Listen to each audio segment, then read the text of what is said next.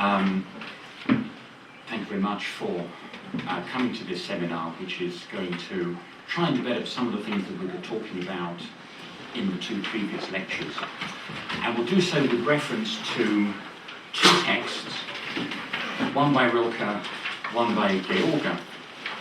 Two texts which are, I think, as controversial, as provocative, and as difficult as some of the texts that we saw in Nietzsche, that we saw in Zarathustra, about war, about destruction, and about its relation to creation. It's a difficult theme, and I think that the two poems that we have here are recognized in the canons of both Rilke and George as being difficult. So here we are.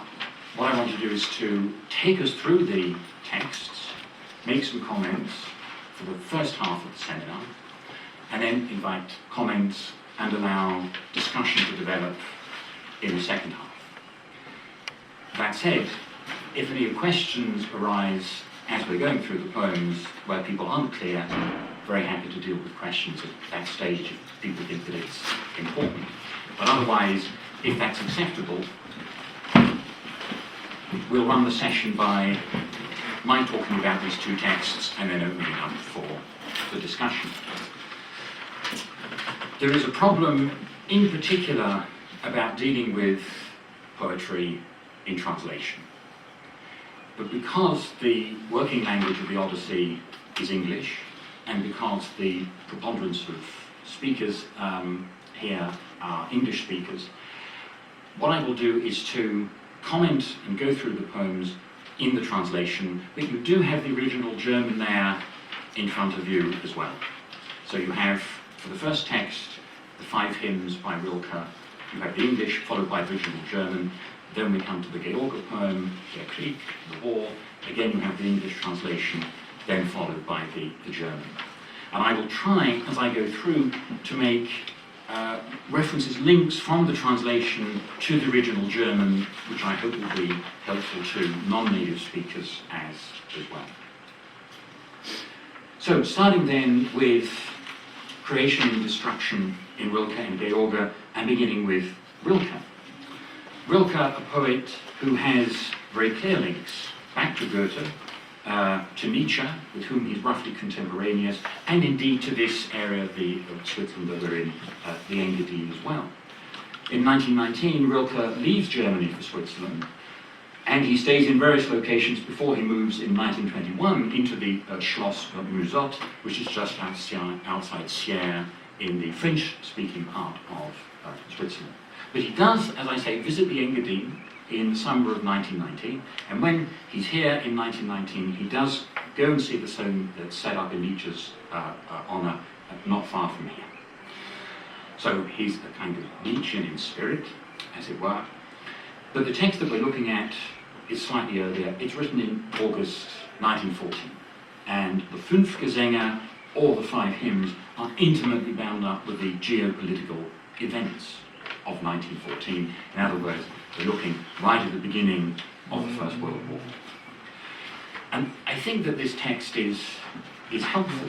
I think that this text is useful for us to look at because it gives us a snapshot in real time of Rilke's reaction to the outbreak of war. How does Rilke react to the outbreak of war? And what's interesting is that Rilke's reaction is one that was shared by many people on both sides of the conflict in the First World War. It's one of utter delight. So it makes this text so really very, very difficult, I think, for us. In other words, we see in Rilke's poem, we see a joy in destruction. We see a creativity in destruction and creation in destruction as a theme.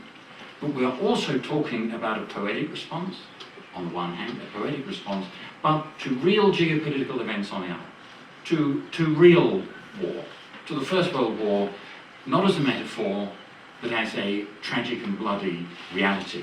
That's what I think, it's knowing that historical background that really forces us, I think, to look at this kind of metaphorical language about war and to take it very seriously, and not allow ourselves to to be carried away by bellicose rhetoric, to be carried away by metaphor, and yet maybe to see, is there something, is it a project that's at all possible to look for something positive even in the negative destruction of war.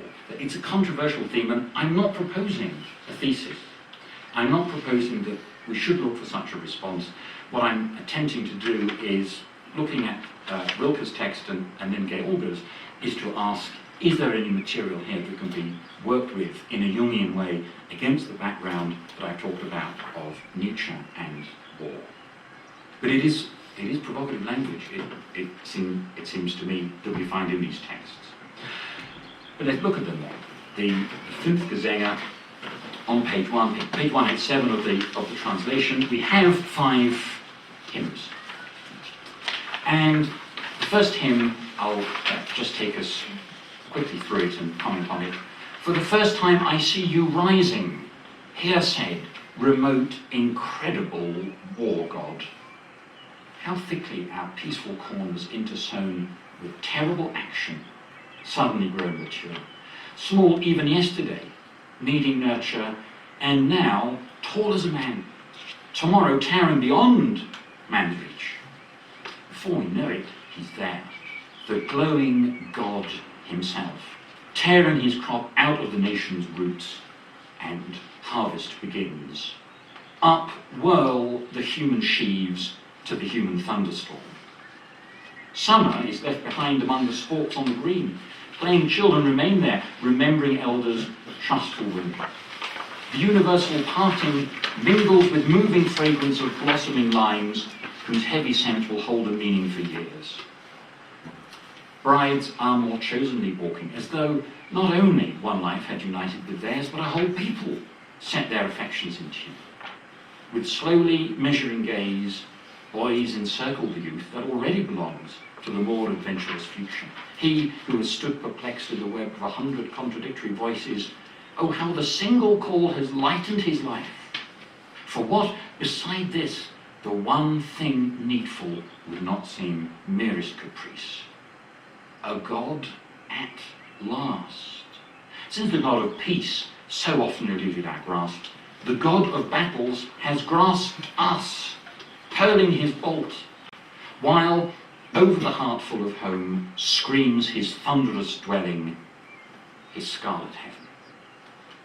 It gives us a sense of the real intensity of language that Rilke uses to talk about this incredibly intense experience of the arising of the god of war, the Krieg's god, this god which suddenly arises to harvest humanity like some berserk figure from a sketch by Alfred Kubin. We have the idea then of a harvest merging with the image of a storm. That's what this hörengesagte, fernste, unglaublicher Kriegsgott does. The destruction of war is presented as an unusual inversion of sense, as a harvest. This glowing God, then, is the harvesting God that leaves behind three groups. It leaves behind children at play. Okay. So the children not involved. It leaves behind the thoughtful old men, another group. The older citizens are not involved. And it leaves behind the brides who are now described by Rilke as being married not so much to their individual husbands, but to the entire people, to the entire folk that is at war.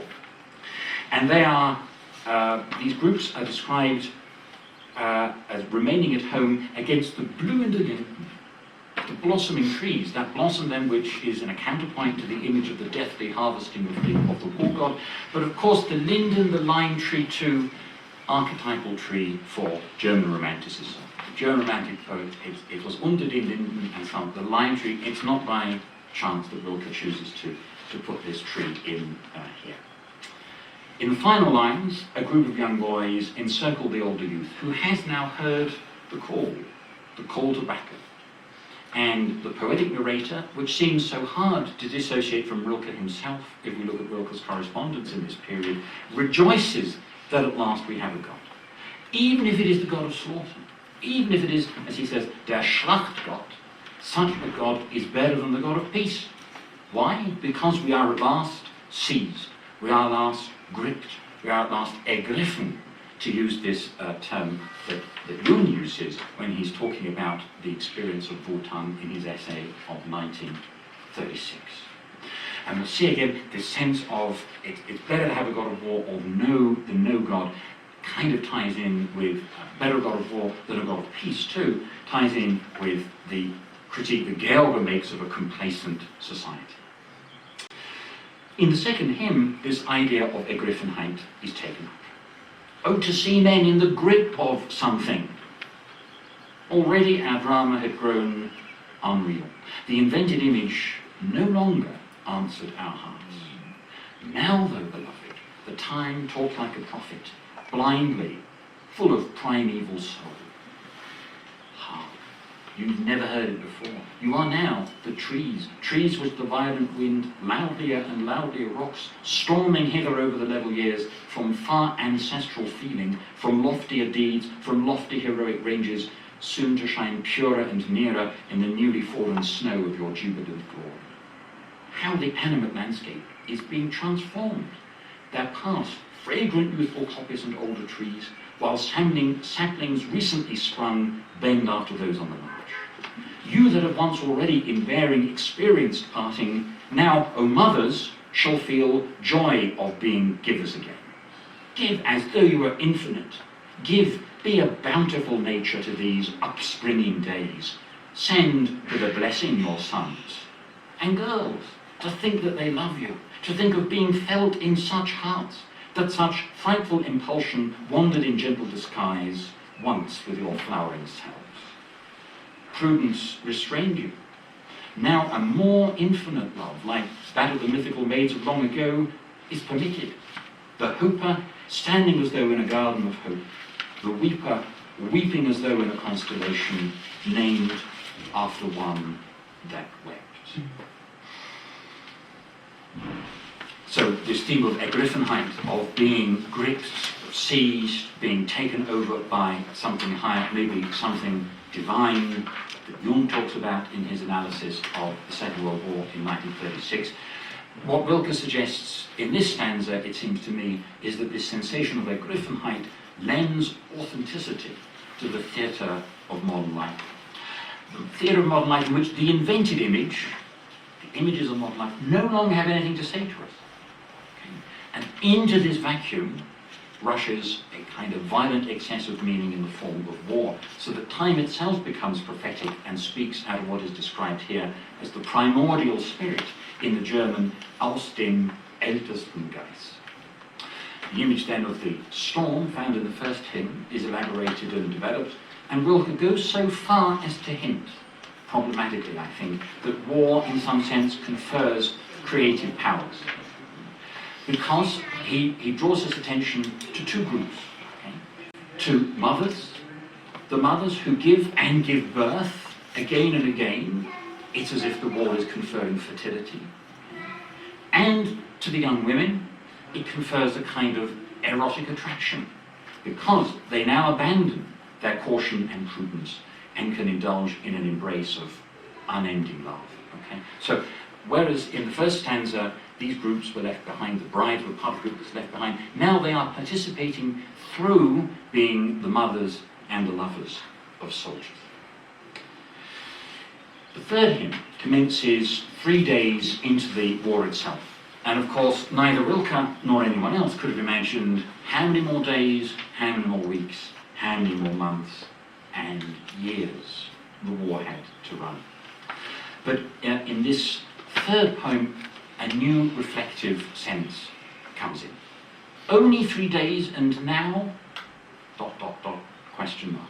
Am I really singing the terror? Really, am I singing the God I used to believe in, as one of the early, now mutely remembering gods? Like a volcanic mountain he lay in the distance, sometimes flaming, sometimes smoking, melancholy and godlike.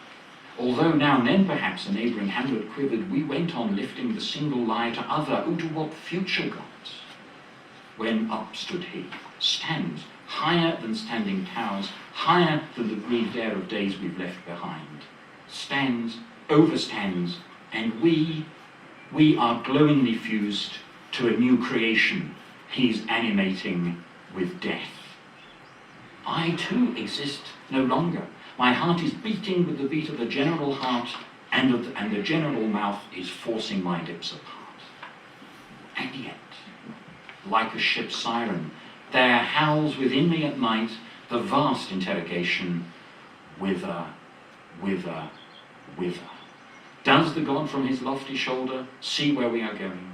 Is he casting lighthouse beams to a struggling future that has long been looking for us? Is he a Noah? Can he possibly be a Noah, this ravaging God, destroying all that is known, so long, so lovingly, trustingly known by us? Our houses are merely lying about like ruins of his temple. In rising, he scornfully thrusts them aside and stands up into the sky. Sky of the summer still. Summer sky. The summer's intimate sky over the trees and ourselves. Now, who can feel or proclaim its infinite guard over the meadows? Who does not stare into it strangely? We are altered to sameness, meteor-like. There flashed into everyone's suddenly no longer personal bosom a heart, hot, an iron heart from an iron cosmos. So there is a greater level of reflection introduced in this voice, a reflection of the voice of the narrator on its own narrative activity, and a reflection on whether this has already taken place and what is the significance of the fact that it is taking place. At the same time pondering, in the way that Heidegger, reflecting on Hölderlin, did, the possible advent of other future gods. The poem yet, it seems to me, focuses on a sense of dissolution of ego, the sense of a glowing fusion of the individual with what Rilke calls a new creation animated by death. What he describes in the German as being a bringing together of the individual, glühen in Einses zusammen in ein neues Geschöpf, das tödlich belebt. Okay, a new creation, but animated through death. And the link is drawn in the text between the destructive activity of this ravaging God, this reißende God, and the concomitant transformation of the people. But a transformation where they are, as Rilke puts it, altered into sameness. Okay, a kind of Gleichschaltung, maybe, if you like. And so that the heart is now turned, meteor-like, out from an iron cosmos into a heart of iron, but a hot image of iron. It's a very subtle image because it's not a human heart, it's a heart of iron, and yet it's a heart that glows. And I think that links with this image of the glühendes, the glühenden eines zusammen, this glowing into the new creation, which is, however, animated by death. But we detect in here, nevertheless, I think, a tone of skepticism, and a tone which increases in the fourth hymn. O friends, our ancient heart, our familiar heart that was animating us yesterday, who can foresee it vanish forever? No one will ever feel it again, not one still living survivor of this tremendous change. For the older heart of an incompletely achieved earlier age has ousted the nearer, dearer, slowly differently compassed heart that was ours. And now our task is just to reforge that imperfect heart, suddenly reimposed to consume its residual violence in praise. For is it not worthy of praise to be freed from the prudence of private cares within one adventuring spirit, in holy communion of danger, splendidly felt? In the field, life in millions mounts to its height, and in each a coronational death steps to the princeliest square. And yet, in the midst of your praising, praise without tinge of regret the pain of not being those who are yet to come, but far more nearly related still to all that is gone. Praise it and mourn. Don't be ashamed of mourning. Mourn, for oh, not till then will our unrecognizable, incomprehensible fate be fulfilled. till mourned beyond measure, and yet, in all its immeasurable mournfulness, longed for and kept like a feast. So, again, Rilke asks here, in line with this more sceptical tone, after this so-called higher change, what is the future for our old, for our familiar heart? For what he describes as our older, familiar heart, he says, has been displaced by a new one, a modern one. And in turn, this replacement must be removed. But how? By praise. Rilke calls it Ruhmen. We'll see the idea of praise in George, where he describes it as Lob. It's the same idea of praise. Praise for our liberation from individual cares, but praise also for pain. And this is the difficulty. The theme of Ruhmen, the theme of praise, linked to transformation, so important in the Sonetta and Orpheus, the sonnets to Orpheus, but it's here as well that we are liberated from our individual cares, and we praise that, but we must also praise the pain that pays for this liberation. The pain that must be praised, and the pain that must be mourned. There must be Klagen, he says, rühmt es und klagt. Praise and mourning, mourning that must also take place for the incomprehensibility of our fate, as Rilke talks about. Now, I think we can see there's a sense of trajectory, a sense of movement, a sense of development, an unfolding of an argument, a changing of a position, and in the fifth and the final hymn, this theme, this idea of transformation is, it seems to me, actually enacted. And Rilke declares war on the god of war himself. He says in the fifth hymn, "Up and frighten the frightful god, convulse him. Too long he's been hampered by joy of battle.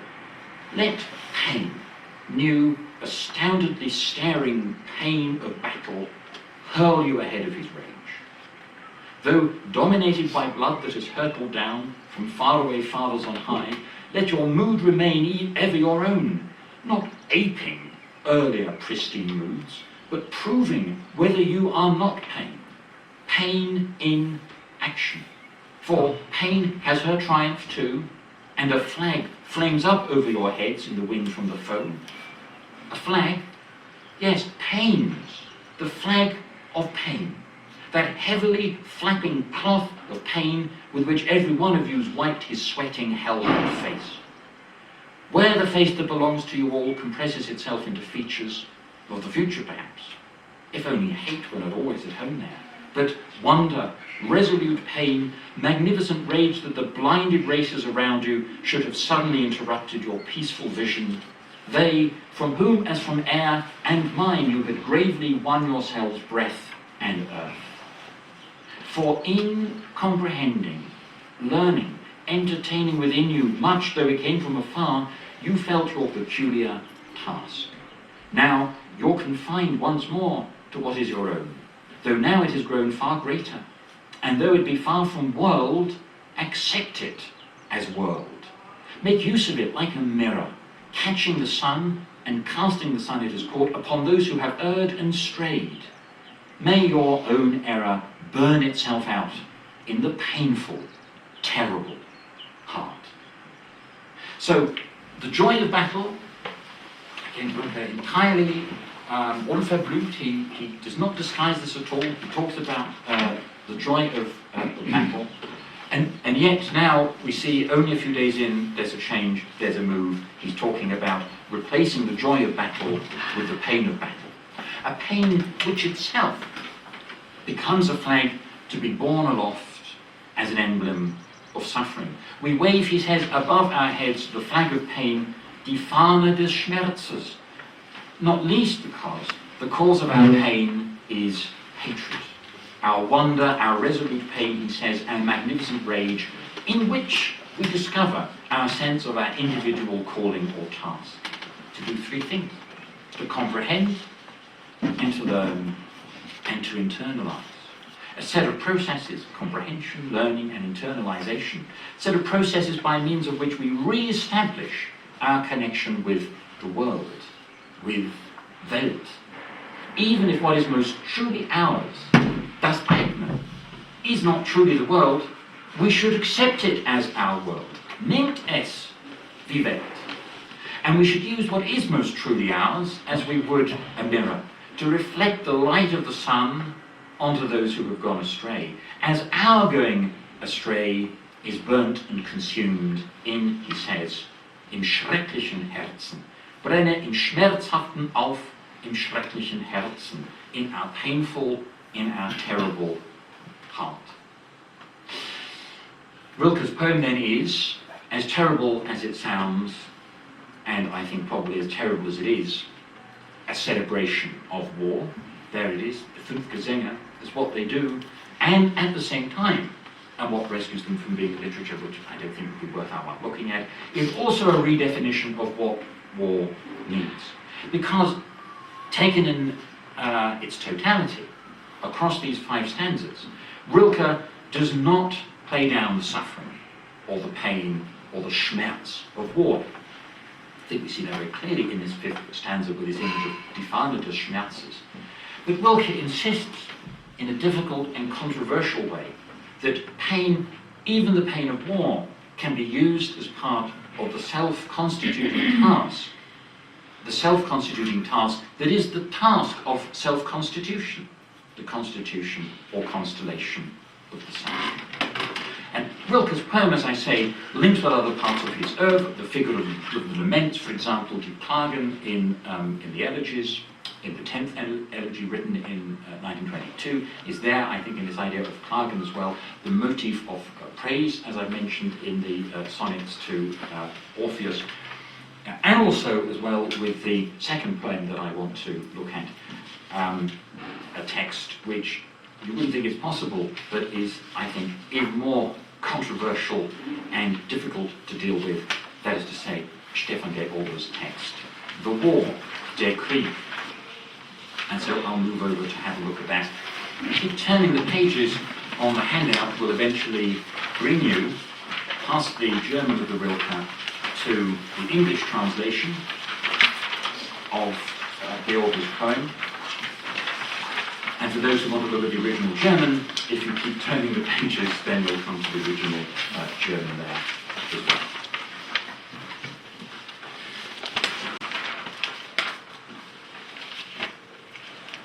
So again, I'll just work through the text and try and comment and highlight what seem to me the important things that are there. It's a slightly longer text, so take it just a little bit more quickly to make sure that we get through it. Rilke's text talks about itself, announces itself as having been written in August of 1914, and find my way, we're not too sure precisely when George's poem, Der Krieg, the war, is written.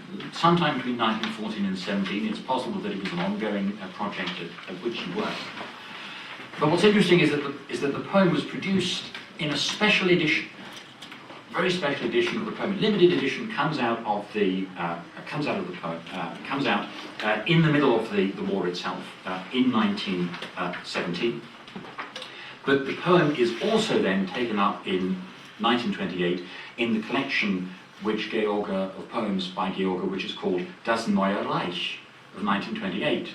And again, it's not helped George's reputation that he uses this word Reich, but George's Das Neue Reich and Das Dritte Reich are, I think, entirely different things. Not everyone would agree with that. I think that there's a very critical biography of George by Robert Norton, where that thesis would be contested. But again, if I thought that the Neue Reich was to do with the Drittes Reich, I wouldn't be looking at it. So I don't think it has anything to do with it. It's interesting to see how contemporaries reacted to this poem. And again, that's what I'm trying to use Rilke and George for, is a sort of snapshot of what was happening in the artistic psyche at a real time of war, the First World War. And there's an account given by Bruno Werner, looking back in 1928 in an article published in the Deutsche Allgemeine Zeitung commemorating the 60th birthday of George, when he gives us some sense of the context in which this poem was written. And to me, it makes the poem even more extraordinary to have to try and interpret. Bruno Werner says this, as translated by Robert Norton. It happened that as we were lying in the mud before Warneton in a cratered landscape, in which the Canadians had destroyed 1/3 of our small battalion with incendiary grenades at 1 in the morning the night before, and at 2 had smashed in the skulls of a second third with nail-studded flails, the mail brought us a letter that contained the yellow brochure, The War, by the poet Gay Auger. And as we crouched in that tiny dugout, where the aroma of 20 men mingled with the odour of stagnant brown water, illuminated by the rays of a carbide lamp whose little flame was snuffed out by every detonation and had to be lit again, and suddenly we heard, and it was the first and last time during the war, the sound of a fanfare of such incredible vigour and force that it seemed a curtain was being ripped down the middle in two. It was as if what each one of us vaguely, wordlessly felt was being expressed. And in that moment, there is no need to shrink from the word. We sensed a sacred and terrible excitement. Here was someone speaking who not only seemed to be a soldier like us, but who was at the same time a leader into a new world. A leader, of course, a translation of Führer. The world, however, what is this world into which Georg seeks to be the Führer? What is the world in which he sought to be the Meister? And I think that Georg's poem really pushes the boundaries, pushes the envelope to the utmost point, where a discourse appears to be political, but is really aesthetic, or maybe we just can't hold that boundary up any longer. Maybe Georg just pushes it really to a breaking point, which is what a number of critics of Georg think. It's an extraordinary poem, I think, linguistically, again, whatever we make of it. So, again, let's try and work through and make sense of this extraordinary text, one of which starts off with Dante. We have a poem about war, and we start with an iconic text of European Christian civilization, Dante's Divine Comedy. Here in a translation that Georg himself makes from the third part of the Divine Comedy, from Paradise, from stanza 7, where in the fifth heaven of Mars, Dante meets an illustrious ancestor. This idea of ancestral souls is kind of working through this image here, this story of his great-grandfather, Cacciaguida, a noble warrior of Florence, so there's the war bit, but who also predicts Dante's exile. And Dante's exile from Florence for saying the wrong thing politically. I think Georg, who's living in Switzerland at the time, is trying to say, well, the role of the poet is always to say something that's unpopular. Okay. Consider what Georg is saying now is pretty unpopular. And we'll see this thematization of the unpopularity, the difficulty of what the poet says. Again, there's a tradition behind this. The whole of the plot of Nietzsche's Zarathustra is about how people misunderstand and find unacceptable what it is that Zarathustra says. This idea of speech being uncomfortable is there in that final stanza from the Divine Comedy, where, as well as what the poet announces being a matter of revelation, it's said to be uncomfortable but wholesome, okay? Although the sounds you utter may molest when tasted first, once they have been absorbed, the food which they provide is of the best. So uncomfortable, but ultimately nourishing. But whether we can find nourishment in them today is, I think, for us to look at and think about. So in the first stanza, first stanza of this long poem of 12 stanzas of 12 lines. We have, I think here, it's been suggested by critics, a recollection of the, paradoxical as it may sound, the heavenly Jerusalem. If you look at the description of the New Jerusalem, the book of Revelation, everything has got 12 of everything. So this 12 of 12 structure is meant to be literally paradisiacal, even though what it describes is not godly, is not paradisiacal at all, but clearly rather daimonic. And even in the translation one gets just something of a sense of how harsh, almost vitriolic, the rhetoric is in this text. So in the first of these 12 stanzas, war breaks out and the people are united. As jungle beasts which slink away or snarl at one another in their greed to rend, seek company and huddle in a flock when forests are ablaze or mountains quake, so in our country, split to factions, foes united at the cry of war. A breath not felt before, a breath of union floated from rank to rank, and a confused divining of what is now to come. The people, seized by tremors great as changing worlds, one instant forgot the glut and gauds of coward years, and saw themselves majestic in their need. So, again we have this phrase that's used. We saw it in Rilke's poem. We know that it's there in Jung's essay on Wotan. This idea of ergriffen. Okay? We are ergriffen, we are seized by the moment of a tremor or a shudder, ein hoher Schauer. And remember, of course, that in that text from Faust 2, das Schauden ist der Menschheit bestes Teil. That in this sense of awe, this shudder of terror, is in fact maybe what makes us most truly human.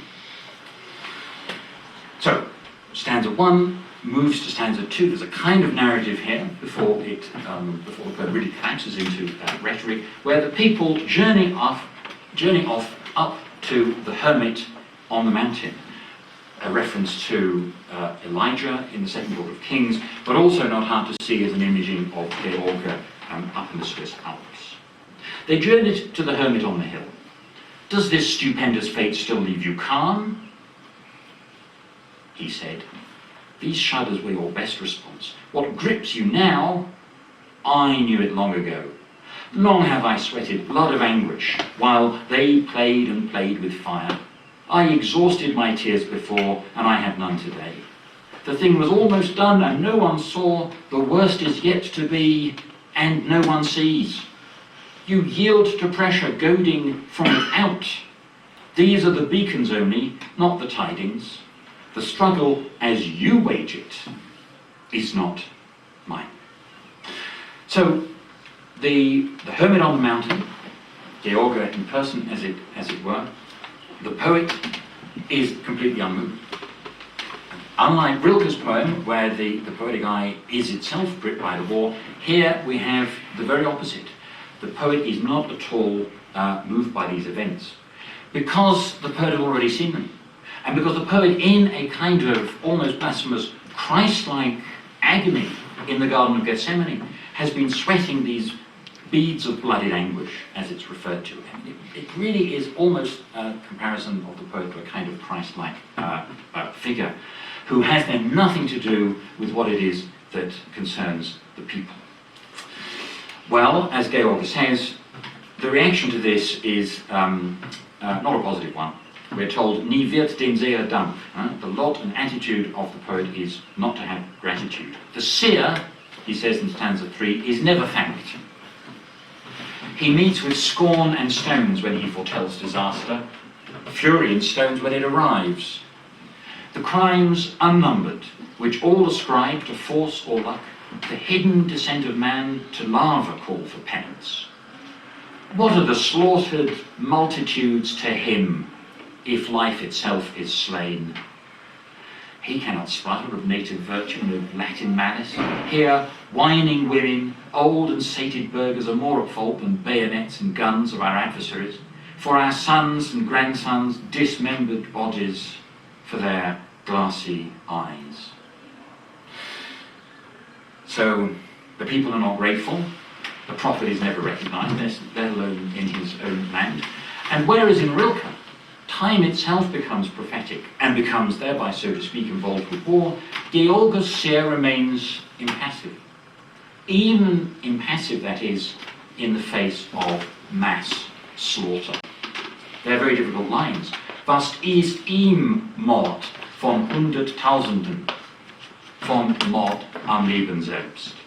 Okay, harsh, difficult lines, which shouldn't distract us, I think, from George's subsequent critique of nationalism and his attribution of responsibility for the war to ordinary people in the lines that follow. It's an utter disengagement. It's quite the reverse of Rilke. It's an utter disengagement, and if we think of Rilke's engagement with the war as shocking, this disengagement seems to me even more so. Because the slaughtered multitudes are of no importance. But what is of importance, we're told, is life itself, whatever that means.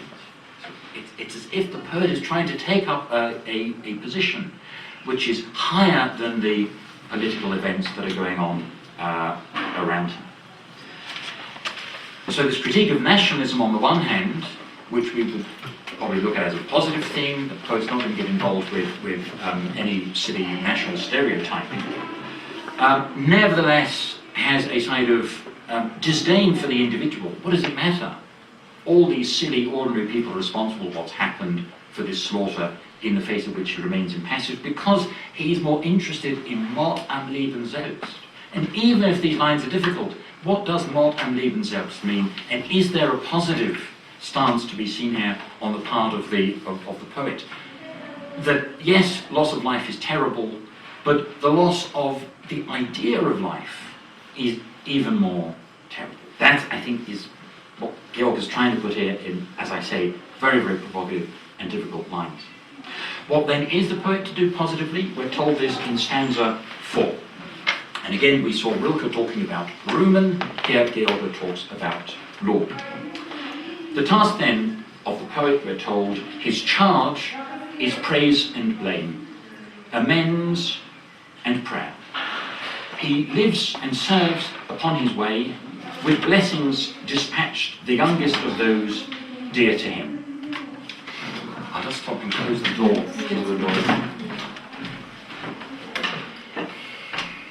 And then begin reading this verse again. So what is the positive task of the poet? We're told that it is Lob, Rühmen for Rilke. It is, says Georg, his charge is praise and blame, amends and prayer. He loves and serves upon his way, with blessings dispatched the youngest of those dear to him. They do not march for catchwords, but themselves. They know what drives, what renders them immune. His dread goes deeper, for he feels the powers are more than fable. Who can grasp his plea? You who on reeking corpses swing your scourges, may you preserve us from too light an ending, and from the worst, the blood betrayal. Races committing this wholly will be uprooted until their best is used to halt the doom. Now we move even further into political incorrectness in this stanza. We have the dual task of the poet: praise, Lob and blame, prayer and atonement or expiation. But why? Because we're told the poet is subject to a deeper dread, ein tieferes Grausen. Because the poet is aware of the powers, the Gewalten that are no myth. But we're told the plea of the prophetic poet will not be understood by those who offend against what's called here Blutschmach. What does he mean by this? I don't think we can Schönreden, I don't think we can hide away from it. He's really talking about laws of racial purity. That's what Georg means, I think, here. He's talking about the idea of blood betrayal. He means by this miscegenation. He means interracial marriage or cohabitation. That's simply in the text. That's what's there. We can talk maybe about why Georg thinks it's necessary to bring this in, and whether there's something about his conception of culture which is automatically exclusive of people of other cultures, or, as he would put it, people of other races. Is there, in other words, something that Georg brings to our attention which is a perpetual problem in certain conceptions of German culture? That's what that line is there about. You can see why it's such a difficult, such a controversial text, and yet here we are, we have the poet Stefan Georg. That is what he says, and we will have to talk about it. Now, in the fifth stanza, we find Georg lamenting how modern warfare techniques have undermined the heroic ideal of warfare. And again, there's this sense of what is it that Nietzsche, what is it that Rilke, what is it that Georg really mean by war? What is the war that they're really interested in? Is it a political war? Is it military war? Or is it a war of ideas? And does it make it any better to talk about a war of ideas? In stanza number 5, we read, "You shall not cheer.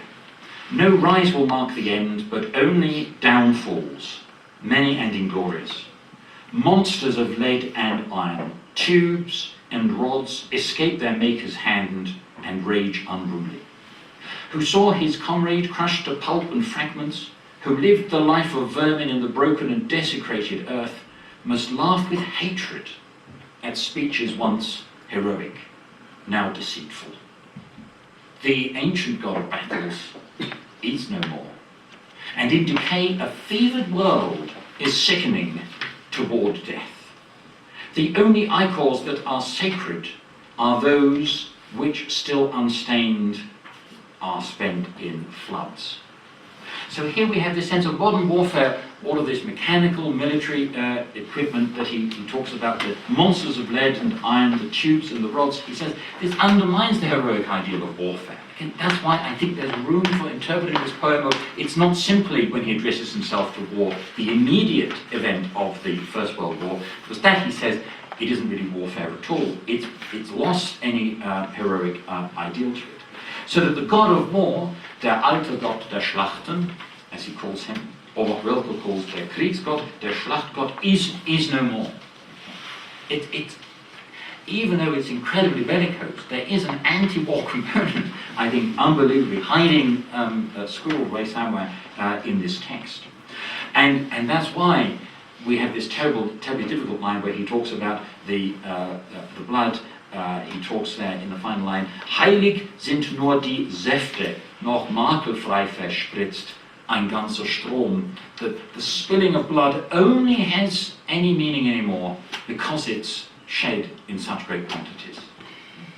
He's trying to make the point that somehow it's only the scale of the slaughter that makes this war interesting or important to us anymore. I think he's trying to tackle here something in the way that when we look back on the history of the First World War, look back on the history of the Second World War, we're told how terrible that millions die.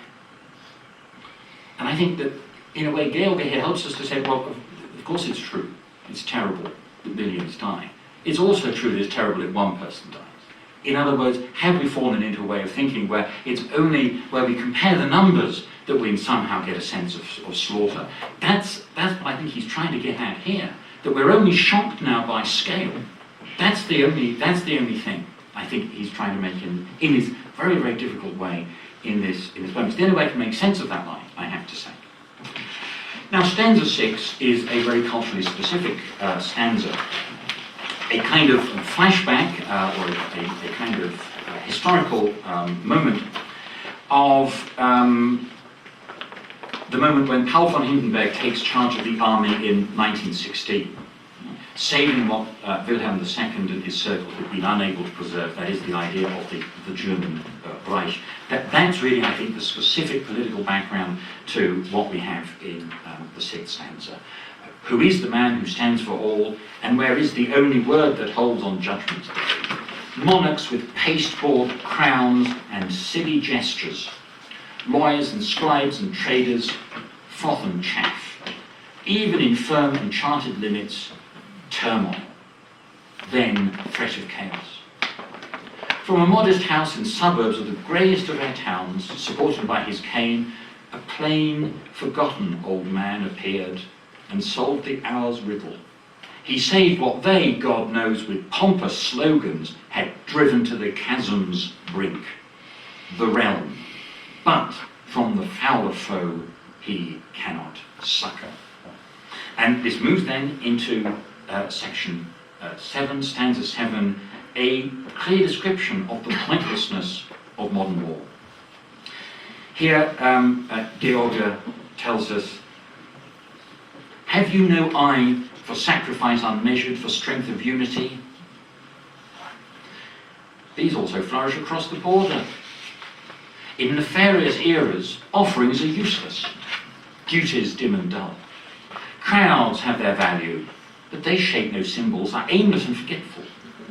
Only sages want reasons.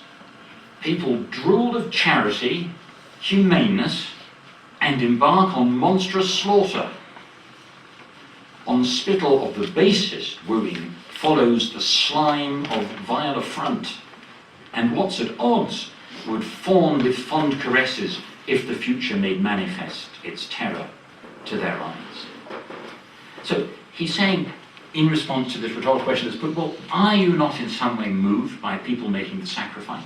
And George's response is, well, there's sacrifice on our side, there's sacrifice on the other side as well. The other side is putting its neck, it's putting its life on the line as well. It's not as if that is a way of giving war meaning, in a sense. It's sacrifice, sure, but that doesn't justify it.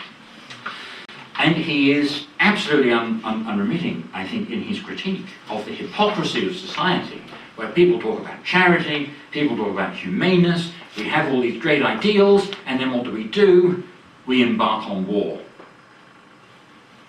I think we can see a contemporary relevance of George's critique here that we, again, might be surprised to find in this poem as we work our way through it. In particular, also, George laments the lack of what he calls a Sinnbild. A Sinnbild, an image of meaning. And this, I think, anticipates the figure of the Schutzbild, which will come up in the final stanza. But it also echoes that critique of das erfundene Bild that we saw in the second hymn of Rilke's Fünf Gesänge. That sense of an image, a centre of meaning, has been lost in our world. Equally, again, the dismissal of Wohlfahrt and Menschlichkeit, of talking about charity and humaneness, and then embarking on das greulichste Gemetzel, this terrible slaughter, I think is consonant with Rilke's criticism of der friedliche Gott in the first stanza of the Fünf Gesänge, where he says, well, it didn't really work with the God of peace. That's why Rilke acclaims its replacement with der Schlachtgott. But in the case of George's poem, the critique, I think, is more extensive and goes further. Stanza 8.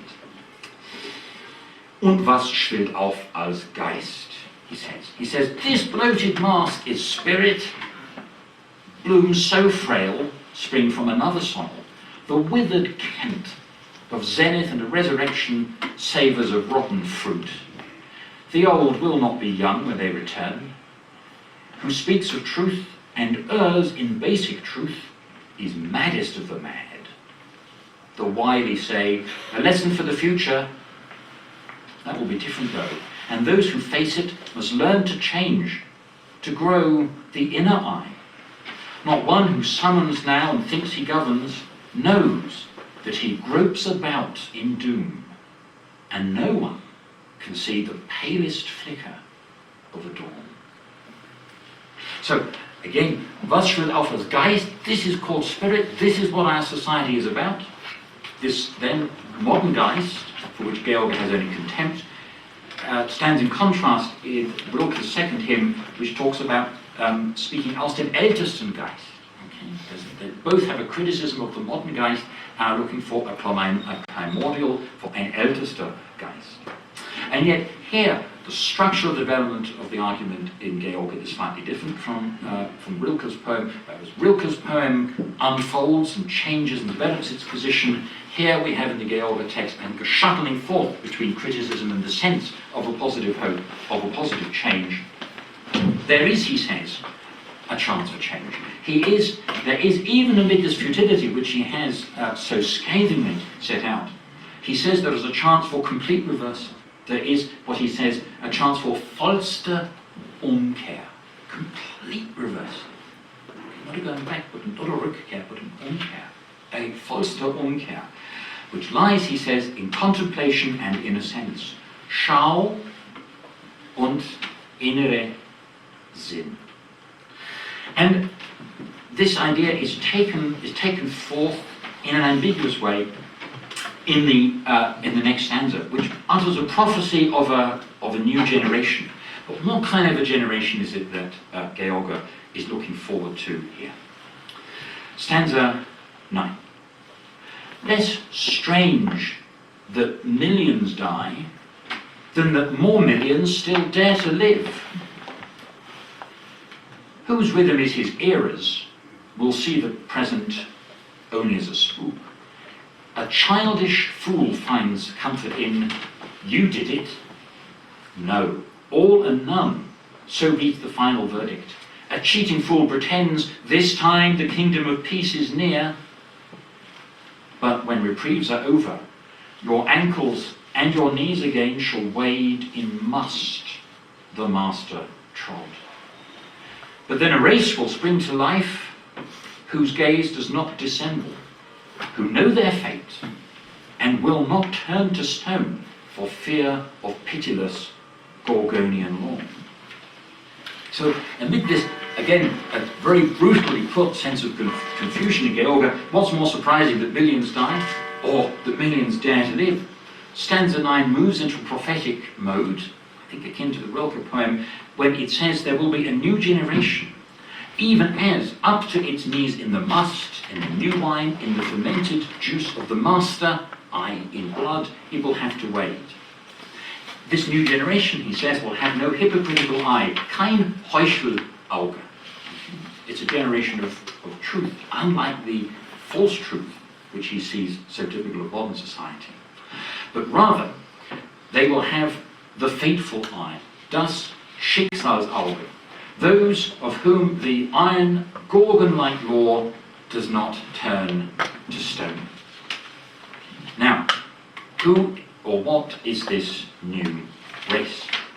Well, again, George uses this racial vocabulary, but it seems to me that it's not being used in any self-evident or common or garden way. And that becomes clear when, in stanza 10, this race is not going to be found on either side of the wall. It's not going to be identifiable in terms of one of the nations participating in the conflict. So, looking then at stanza 10, in beiden Lagen kein Gedanke. He says, in neither camp, a single thought, a glimmer of what's at stake. Here, only greed to traffic where others came before, to be converted to that which one reviles, and not acknowledge that when its gods have died, a people dies. And there they boast of old prestige and splendour and culture, while they want to sprawl in comfort, in gains, and in the lack of clearest judgment they do not even guess that those they slighted destroy what has been ripening for destruction. And that perhaps a hate and scorn of mankind will bring salvation in a different form. So again, George makes the point here, nobody's really understood what's happening in this war. Okay? Everybody's caught up in various geopolitical activities, but we don't really know what's going on, George seems to be saying here. In beiden Lagen kein Gedanke, Witterung, was es geht. Okay. We're missing the point as to what's really going on. Was es geht. What really matters, what's really happening. Now, again, he's really quite scathing about what the motivation behind the First World War is. It's really only for market interests, he says. And neither side have grasped the hold of this principle, as he says, ein Volk ist tot, wenn seine Götter tot sind. A people is dead when its gods are dead. And so, all over the place, there is this lack of understanding, there is this lack of deity. Here, on the German side, Georg is saying, Sorge nur zu krämern, wo schon ein anderer krämert. Just to desire to make profit where others had made profit. Okay? So, it's not going to be in Germany that this new race will arise from. Okay? So again, to correct this impression of George as a poet who's writing for the Third Reich, George says the new race will not come from Germany. Okay? That's clearly here, I think, in this poem. Nor will it come from drüben, nor will it come from the other side. It won't come, he says, from the English. And he has quite an interesting critique of the English. There they are, says the English, boasting of prestige, boasting of splendour and culture.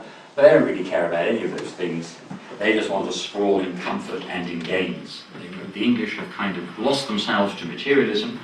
And in Schloss der Hellsten, in the lap of the most enlightened, I think he's having a go at France there, the French and Oberreiner, they don't really understand what's happening, and that they are participating in a global process which will bring about destruction but destruction of something that was going to be destroyed anyway. Okay? Saying neither the Germans, nor the French, nor the English understand that they are caught up in some bigger transformation that's going on around them. And that salvation, Erlösung, will come in another form. Now, 2 stanzas to go. Salvation will come from the Germans, but very special type of Germans, as we shall see. Doch endet nicht mit Fluch der Sang, he says, stanza 11.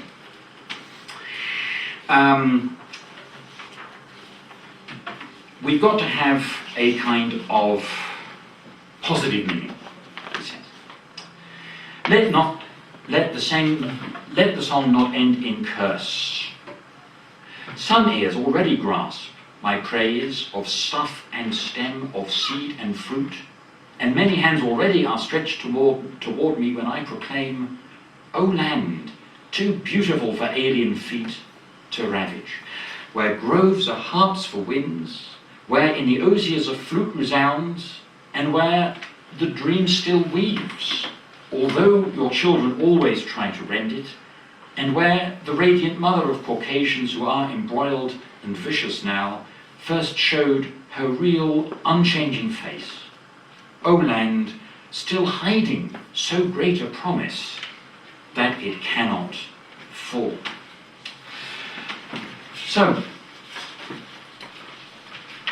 this is how salvation will come. And George sets it up very provocatively at the end of stanza 10 when he says, perhaps a hate and scorn of mankind will bring salvation in different form. Ein Hass und Abscheu menschlichen Geschlechtes zum weiteren Male die Erlösung bringt.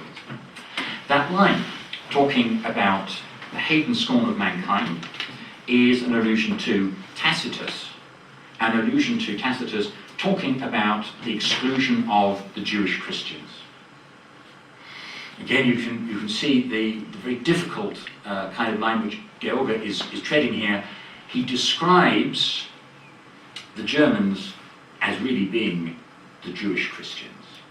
The Germans themselves are excluded. You can see why it's not the language of the 30s and 40s in Germany. The vocabulary is similar, the intellectual content, the actual idea is entirely different. In a way, George is saying the real Jews are the Germans. It's as provocative and as difficult as that, but remember, this is written in 1917. And I think that George is deliberately trying to change our perception here of what it means to be German in relation to Jerusalem and Athens. Because the Germans are really the Jews, and the Germans are really also the Greeks. That's what we're more familiar with, and that's what he's really talking about in this 12th stanza, when he offers the vision of the cultural ideal that he conceives of as Erlösung. It is, O Land, zu schön, als das dich Fremde verheeren. Okay? It is the land which is too beautiful for the alien feet to ravage. It is the land which is still hiding so great a promise that it cannot fall. Modern Germany is, or must become, ancient Greece. And again, the idea of them in the trenches, reading this stuff by George, quite extraordinary image to think about it.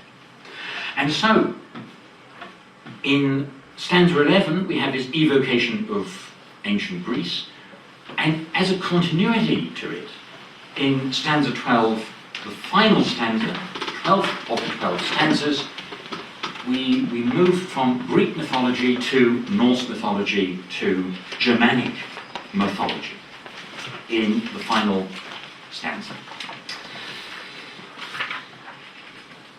So we start with this youthful invocation of the gods. Die Jugend ruft die Götter auf. Now youth calls up the gods, both the eternal and the returning, when their day is rounded. The king of storms gives him of clear horizons the scepter, and delays the longest winter, who hung upon the tree of weal, cast off the pallor of pale souls, and vies in frenzy with Bacchus. Secretly, Apollo leans on Balder. For a while there will be night, this time the east will not bring light. The war has been resolved on stars. He is the victor, who shelters the Palladium in his confines, and he who can change is Lord of worlds to come. So, die Jugend ruft die Götter auf, and the gods which are here are cultural gods. They are Germanically cultural gods. The king of storms, Thor, hands the scepter to him of the clear horizons, Tyre, the god of war, and postpones Fimbul, the longest winter, the winter of the 3 years without summer that devastates the earth in Nordic mythology. He who hung upon the tree of salvation, or Odin, casts off the pallor of pale souls, similar in his frenzy to the one who is torn to shreds, and the one who is torn to shreds is Bacchus. Apollo leans secretly over to Balder, both the gods of light, and says, for a while there will be night, and this time the light will not come from the east. We have to look somewhere else for salvation, and this victor will be whoever shelters the Schutzbild in his confines. Okay? So against the Sinnbild, which is lacking, against the lacking Sinnbild of the earlier stanza, we have here a reference to the Schutzbild, the protective image, a reference to the Palladium whose loss spells disaster in the second book of the Aeneid. Here, in the second book of the Aeneid, the image of Minerva, the talisman of Troy, is stolen by Diomede and Ulysses from the hallowed temple. And after it has been stolen, that's when the prospect of the Greeks are sent to recede like an ebbing tide. So you have to get your protective image. You have to get your Schutzbild. That's what you need to choose your right archetype, you might say. And the master of the future will be whoever can transform himself. Okay. Und Herr der Zukunft, wer sich wandeln kann. And again, this line that we find here in George, wer sich wandeln kann, brings to my mind these quotations that we saw from Nietzsche. Nur wer sich wandelt, bleibt mit mir verwandt. Only he who changes can remain akin to me. And again, that insight that we find in one of Jung's writings, where he says, es scheint, dass alles Wahre sich wandelt und nur das sich Wandelnde wahr bleibt. All truth changes. It is only that which itself changes that can remain true. The master of the future is the person who knows how to transform himself, says George. Der Herr der Zukunft is wer sich wandeln kann. Thus George's poem addresses itself to political issues, but over and above those, or bound up with those even. That's the difficulty. It is about the struggle of art. The struggle then to produce a discourse which, like that promoted by Cacciaguida, Dante's Florentine ancestor, and actually practiced by Dante, which leads to his exile, is a discourse that opens up a poetic vision. Und ganz eröffne das von dir Geschaute, and yet, whilst causing discomfort, nevertheless provides wholesome nourishment. Denn auch beschwerlich werden deine Laute beim ersten Kosten, wird lebendige Zehrung. Now this lesson about the role of the poet seems to me we find in another text by Rilke, really very, very short one, and begging your indulgence, it's on the final page of the handout. Very short, but it seems to me very interesting and very beautiful. Written in 1921, this short poem was inscribed into a copy of Les Fleurs du Mal, The Flowers of Evil, by the French symbolist poet Baudelaire. And it's called Baudelaire, and Rilke says this.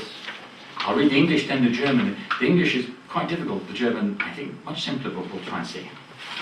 Only the poet has reintegrated the world that in each self disintegrates. The strangest beauty he is authenticated. Even what tortured him, he celebrated. And ruin so infinitely expurgated that norm appears in what annihilates. Now it's very difficult. There we go. When you look at the German, even if you don't speak German, you'll probably see it's so much clearer. But it's very hard to translate. So that's the translation that's offered by Leishman. Here's the German, and then I'll make a brief comment on it and conclude. Der Dichter einzig hat die Welt geeinigt, die weit in jedem auseinanderfällt. Das Schöne hat unerhört bescheinigt. Doch da selbst noch feiert, was ihn peinigt, hat unendlich den Ruin gereinigt. Und auch noch das Vernichtende wird Welt. Through the aesthetic act, the poet unifies a world that is otherwise not a world but a chaos that falls apart, die weit in jedem auseinanderfällt. The poet legitimates beauty. Das Schöne hat unerhört bescheinigt. The poet legitimates beauty through celebrating even what causes him suffering. Doch da selbst noch feiert, was peinigt. Thus he purifies what is otherwise just a ruin. Hat unendlich den Ruin gereinigt. And this means that even what is destructive can become a world. Und auch noch das Vernichtende wird Welt. That's the last word, and it's the last word from me too. Thank you.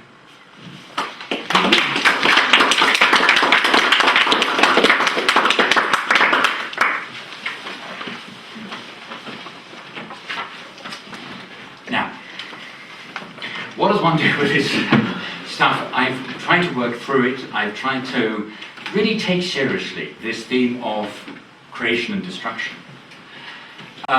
Secure in the knowledge that Jungians are not afraid of dealing with different themes and topics, otherwise we wouldn't be Jungians.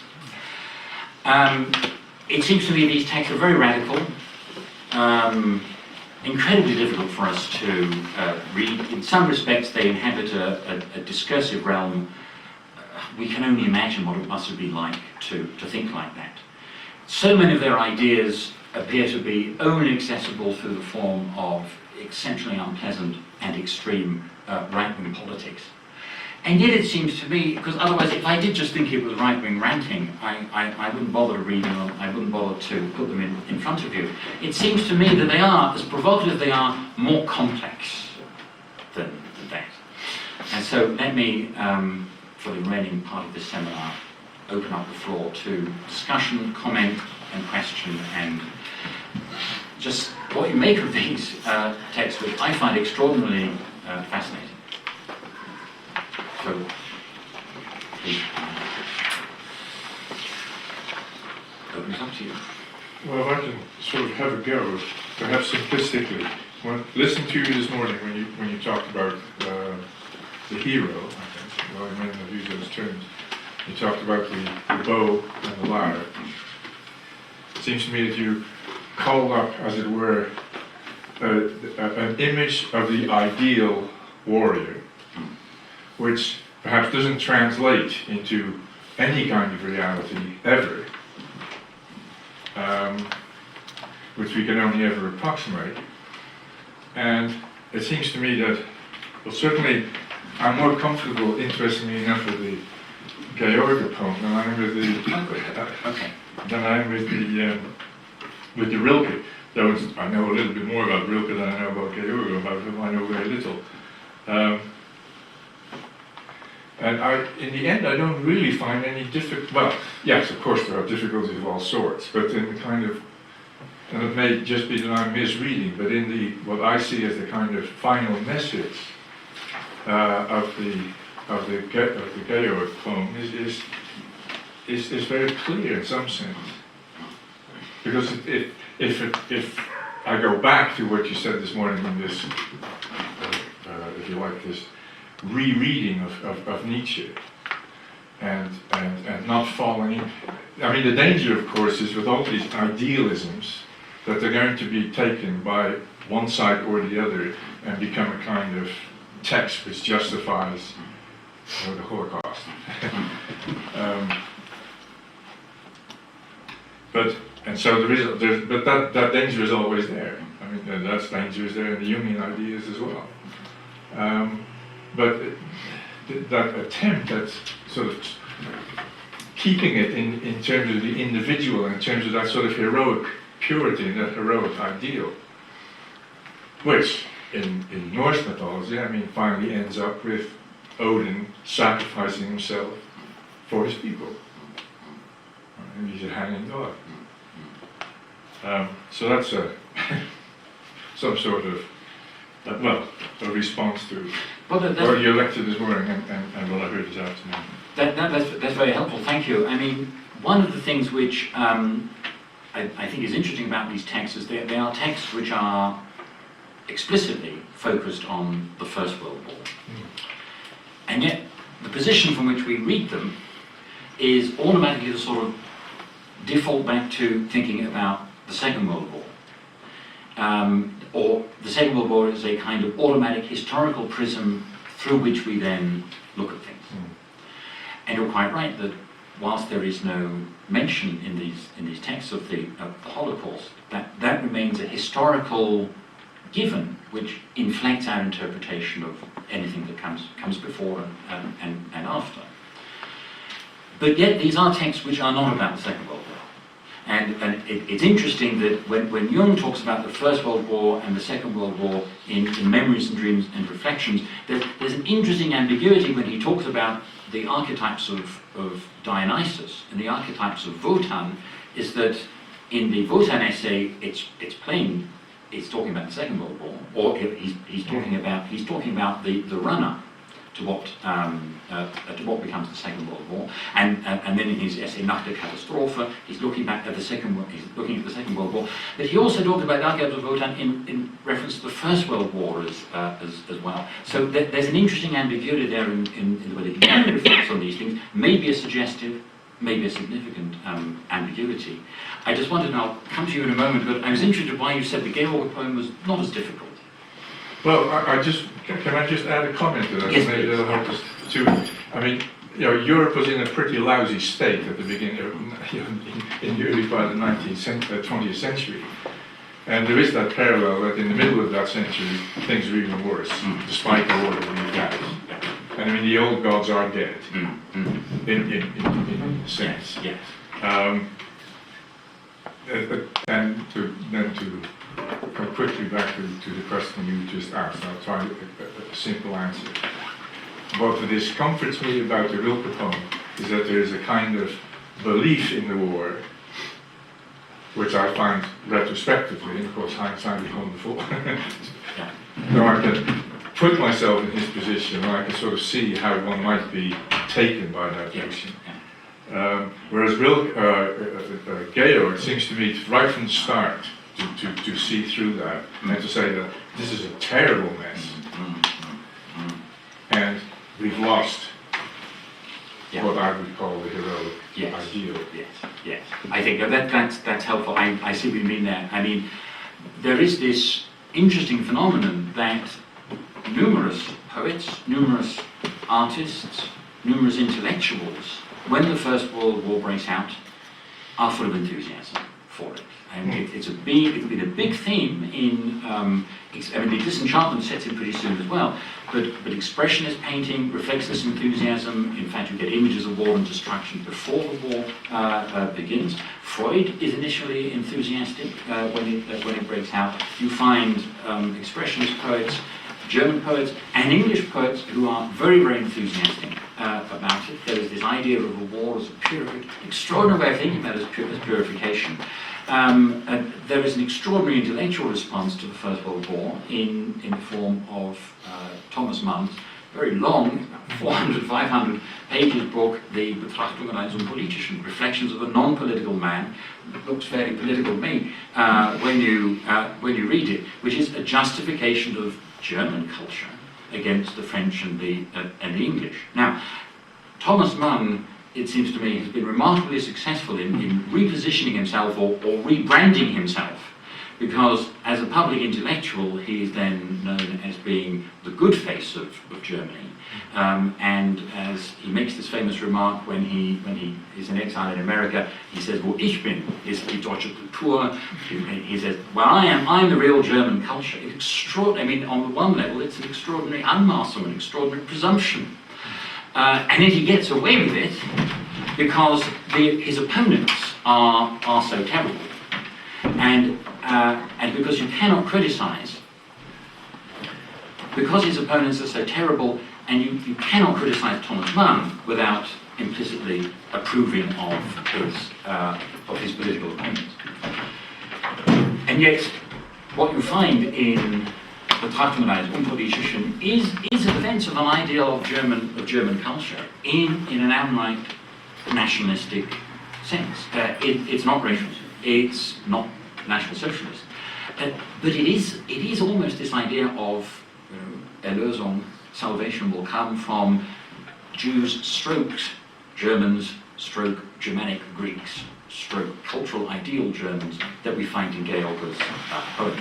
And again, it interests me, does this link between the Germans as a national conception, which is dead as a country called Germany, is this link between Germany as a national conception and a cultural conception? Is it viable today? Is it acceptable today? Is it implicitly there in various statements that are made by the way that Germans talk about themselves? And is it also there in the way that the rest of us talk about Germany? That's why it seems to me that Georg was very good at uncovering that. And I take the point about Georg says, I'm really nothing to do with this whole disaster that's going on. Again, it seems to me it's in terms of people wanted to set up a kind of barometer of a barometer of offence. What's more offensive? Rilke's enthusiasm for the war, the arising of the Schlachtgott, or Georg's indifference to the war, because in fact the deaths of millions of people doesn't really disturb him at all. It seems to me it's a difficult one to call, this rejoicing in slaughter and indifference to slaughter. But he does say that the death of one is, we talk that there are the millions, but the death of one. Yes. I mean, in other words, yes. I mean, you can't measure these things in numbers.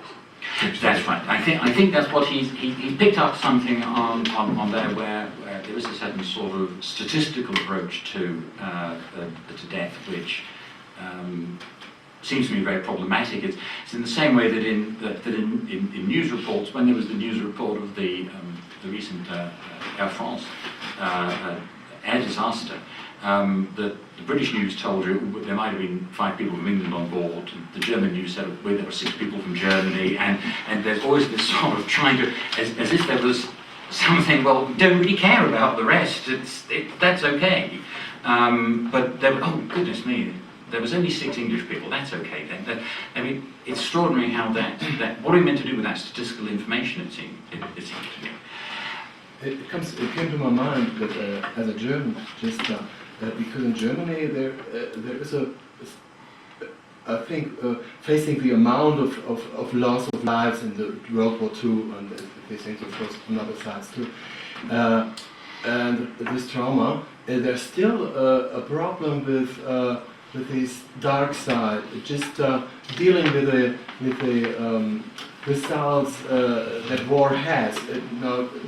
Sending soldiers to Afghanistan, for example, there isn't a medical treatment for them. Just they begin to think about these bloody results that such a war, of course, has. And now I think it's just because it has been too much for soul to deal with. And another thing came to my mind was I think I would read these poems at the one hand as a political statement, you can read it as this, but also as a personal statement of 2 men that are struggling, have a struggling in their souls. And I think maybe it sounds a little bit, I don't know. I think it's important, what comes to me, that you have to face this dark side and just handle with that. The dark side within every one of us, yes, this hatred and lust of destruction and all that. And just one person a couple of days ago said to me, you don't have to kill the dragon. The hero is not used to kill the dragon, you have to just kiss the dragon. And that would be just this kind of synthesis that is being asked. You cannot kill the evil by projecting to an enemy and then going to war, and then that's no solution. You just have to kiss the enemy inside. I mean, again, what seems to be interesting about these poems, and why when I was invited to take part in the Jungian Odyssey, I was looking around for poems to think about, and the elegies are a very good choice, but everybody knows the elegies, and so I wanted to do something slightly different. And it seemed to me, you have the theme of destruction here, okay, there are poems about war, but there are also poems about individual psychic, artistic transformation, because in each case, in a different way, there's a move from talking about the events to what is the role of the individual, what is the role of the poet in the midst of these events, and the idea that there is some kind of work that needs to be done on the part of the poet or on the part of the intuitive individual in relation to what is going on around him or her. And again, that as a kind of principle seemed to me very suggestive from a Jungian viewpoint, not least because Jungian thought so clearly understands that in every concrete event, in every geopolitical event, there's an archetypal dimension at play as well. There is the realm of the personal imaginary, but there's also, hence you get these mythological references that are there, the Schlachtgott, with explicit references to the Greek gods and the Norse gods in Georgia. There's there's an archetypal dimension that's going on there, which is explicitly related to this idea of some kind of necessary work that needs to be done. It's an idea presented then in Nuce, in that poem about Baudelaire. But how does one deal with, is that being responsible? Is that a responsible attitude towards war? Or is it even a kind of exploitation of war? Oh good, there's a war going on, I can develop myself. What is the correct ethical analytical response to war? I felt that although there are some differences between the two of them, but the one point that calls my attention was that both saw in the war a possibility of a big change for the better. Although one was kind of celebrating the war and the other one was kind of indifference because, oh, this will make a change, but both were kind of viewing that war was to be received as something good at the end because it will bring what was being repressed, and that will bring a new civilization, a new man, a new concept of human being, And so in this respect, war was good for the poet individually because he was being part of this transformation. This was working inside of him, and he could project that into society and see that, well, this is bad at this moment, but it's better than what it was before. That repression of our inner gods, about our mythical gods, about good and evil, that the rationalism that we talked before about science. So we had the religion repression, we had the rational repression, and then he wants everything to finish. How much the reaction to modernism in general? What the Industrial Revolution, men now not performing interestingly, working in factories, the pace of life. Your point about the death of gods. So it seemed like maybe it's kind of reactionary, trying to go back to earlier in time, that war was this kind, maybe this rescue, a rescue. The things, old archetypes, old forces, maybe that That's what I was thinking. modern times were trying to repress, religion was trying to repress. Maybe the war has to be fought within. Huh? Maybe the war has to be fought within. Yes, yes. I mean, the heroic ideal can be internalized. Internalized, yeah. I don't know. Millions. Yeah, I mean, that's what it seems. It seems an interesting point that you're in what you're saying. I see the where you're taking that from in these texts, but it seems to me one then becomes perilously close to saying, well, if it brings about change, war is a good thing. And I read them entirely different. I read the poet as meant to shock the reader, the poet or the reader of today, to learn the wide-scale slaughter, wholesale slaughter that took place. What are we to learn about ourselves? Shock us into the reality of what it cost, of not going in and making the change within. That's, I mean, that is honestly how I receive those poems today. I mean, it certainly seems to me it's legitimate to say the intention of the poems, the celebration of the war, and there's this curious thing that we can see that George's poem Der Krieg is not an uncomplicatedly patriotic poem, but that's how it's delivered. That's how it's served up. It's sent to people out there, and its use of language is so difficultly ambiguous. There's so much room for misunderstanding left open there. More so, I think, than in Nietzsche, because looking at Nietzsche's starting point and looking at where he comes from in the tradition of philology, where discussion of war and the Greek ideal that's his real sort of starting point there as he starts to set out his philosophy. But in the case of George, to write about war in a time of war in the way that he does seems to me very openly leaving a door to a confusion and misunderstanding. Didn't Nietzsche say that there were two types of war? There was a war, the evil war, and some good war. And in the evil war there is total annihilation, and in the good war there's a fight until some sort of balance is achieved. Well, he talks about war really at the beginning and end of his output. He makes a number of provocative statements about the role of war, the role of slavery in ancient Greek culture. That to be fair to Nietzsche, all he's doing is highlighting what is there in ancient Greek culture.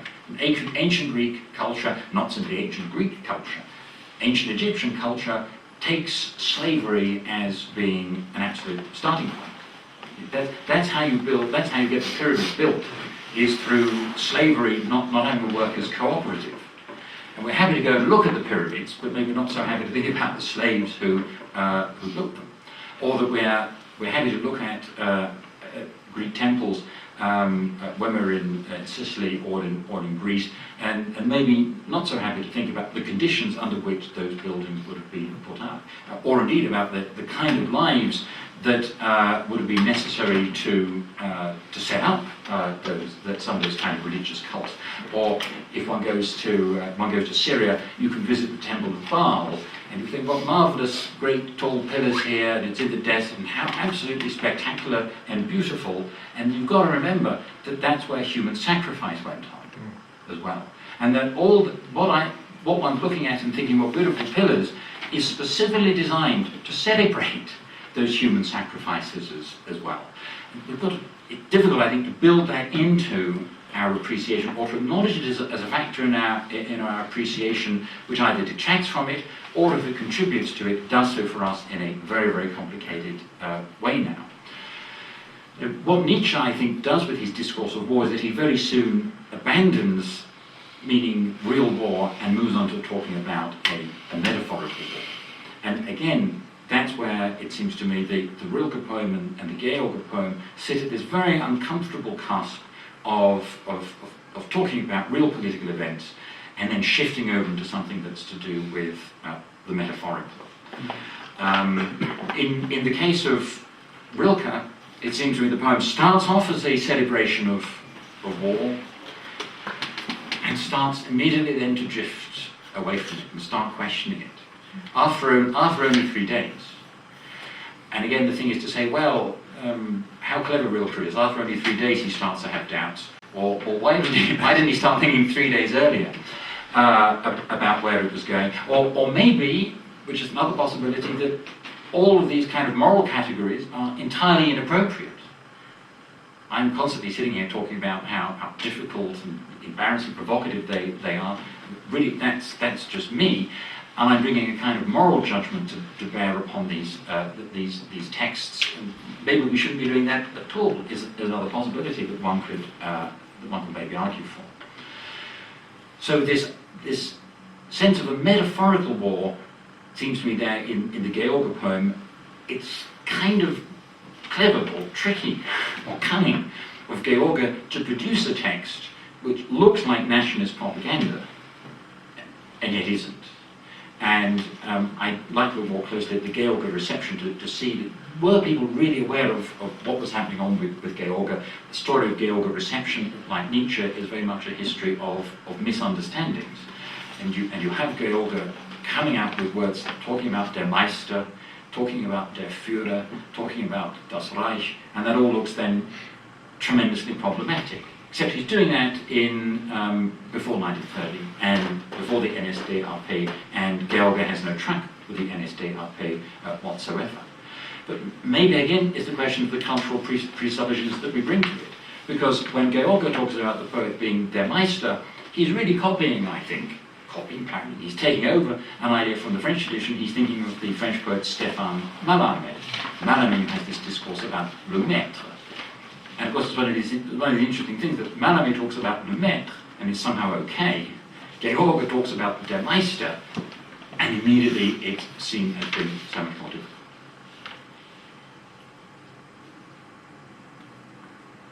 Any other comments or observation that people want to make on these texts? Are they in any way helpful texts? Or are they texts that's just all a bit too much for us these days in the 21st century? They are so vigorous, they are so vitriolic, particularly in the case of George. Is it too much of an effort? Is it not worth the effort to establish a kind of connection to these texts? Or is it that, as it seems to me, they're incendiary texts which are capable of setting off and igniting ideas that we have in our literary subconscious, if nothing else. And that one of the things that makes us uncomfortable about them is that we're maybe being dragged to places where we don't want to go.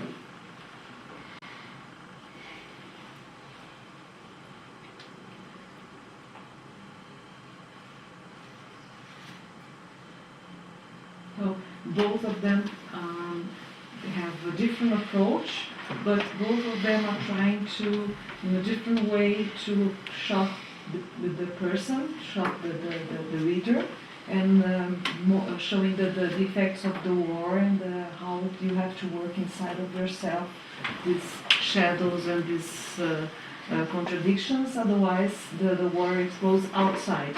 So it should explode inside and not outside, something like that. One being more ironic, the other one being more, but both are trying to express.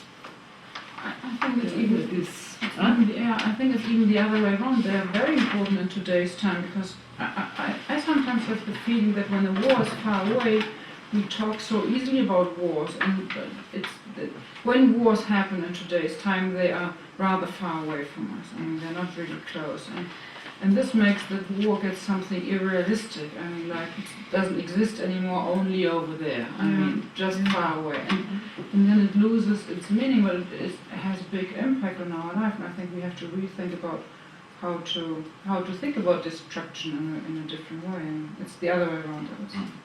I mean, taking those two comments together, I think it's interesting because, in a way, I don't think the poems are my intention in offering them to you is to shock, as it were. But I don't think the poems themselves are intended to. And in a way, that's what's most shocking about them. Although that maybe says something about us and our cultural expectations and our presuppositions generally. But I think Rilke's fünf Gesänge it's interesting when one reads the correspondence about it. One gets the sense that they are a fairly unmediated transcription of his response to the war, and that what makes them interesting is that you get this direct response. Oh, good, a war. Fed up with this God of peace, that doesn't do any good. Let's have gods, and if there's no other God available, we'll have the God of war. But is that really maybe such a good idea? He then thinks, and what one sees here, I think my reading of it would be, is a transcription of somebody's reaction, a transcription of their emotional reaction, and then an emotional reaction which tries to justify itself and then tries to see something of worth, not so much in the war itself as in that reaction to the war, to recuperate within the individual those responses. The point that you were making about the war not seeming real today, I think is what Jean Baudrillard meant when he came out with his remark, the Gulf War never took place. It's a statement which looks as if it's a French postmodernist philosopher just doing their typical postmodernist thing and so on. But the point, I think, is looking at it through Baudelaire's idea, through Baudrillard's idea of the simulacrum, is that we only have the simulacrum of war. That what we react to is the television reports. And of course, that's right. Unless we have family or know people who are actually caught up with the events there, what we get is a mediated presence of it. And again, people have also commented about how they find it difficult to deal with the reactions of destruction which are depicted on the screen. And the invitation, even if news media, at least in Britain or in Europe, some of the American coverage seemed to be coming pretty close to propagandistic presentation of it. But even then, with supposedly distant, neutral presentation of the war, the cutting of images, so that you just see bombardments from afar, the excitement in the voice of the television presenter, this embedding of journalists who go off giving reports from the front line, the sense of thrill and excitement that seems to be there. I think one would still say, well, that's all the more problematic for not being explicit, for not being recognised. So how do we deal with that sense of a celebration that's there in the media, which threatens then to infect us, and which does very much seem to have a role on the way that people vote in democracies, vote in elections, the way that countries see themselves, the way that there's been a clear shift over the last few years, particularly over the last few months, in the way that America sees its relations to the world. But that happens in each other country as well. I'm thinking about the way that the terrorist attacks in London were reported in the UK, or the response to terrorist attacks in Spain, or the response to the recent Euro elections and the rise of the far right in the Netherlands. That there are interesting reactions and responses that are going on in each country towards this difficult question of how do we deal with violence, both violence in the form of war and violence in the form of war that's fought out on our streets in the form of terrorism. Yes, but I think it shows too that this concentration or this you read on war on terror, yes, that this phenomenon that just like in these poems just kind of produces a kind of fascination by the bad and even fear and all that, but you are distracted from the topics that are really important, I think. And my question is, another question which arises from this text, how can society or the individual change itself, which is necessary, without, or how much destruction is necessary, and which expression must this destruction have? And I think these images of war are just, they're just a distraction, but they're also an image which is true, but the real war and the real fears are partially on completely other our circumstances of life, our dependencies, the financial topics now, and I think the whole environmental issue I think it's really I think it's a Verschiebung. It's a, Displacement. yes. No, That's my interesting my comment. kind of.